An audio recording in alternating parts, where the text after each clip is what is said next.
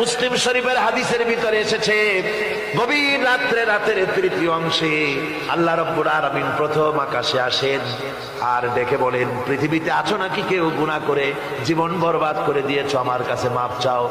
ঋণগ্রস্ত আছো, অসুস্থ আছো, অপমানিত আছো, কে আছো মাসরুম, আমাকে ডাকো, আমার কাছে বলো, আমি ডাকের সাড়া দেব, জীবনের আশা পূরণ করে দেব।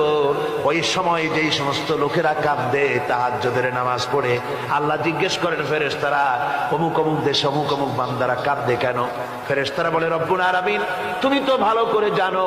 আল্লাহ বলেন, জানি, তবুও তোমাদের মুখে শুনতে চাই। তারা বলে, রব্বুল আলামিন তোমার এই বান্দা গুনাহ করেছে, গুনার জন্য মাপ চায়, জাহান্নাম থেকে বাঁচতে চায়। আল্লাহ পাক বলেন, ফেরেশতারা আমার এই বান্দারা আমারে দেখেছে নাকি? বলে দেখে নাই। বলে আমার দোজখ দেখেছে নাকি? বলে না, তাও দেখে নাই।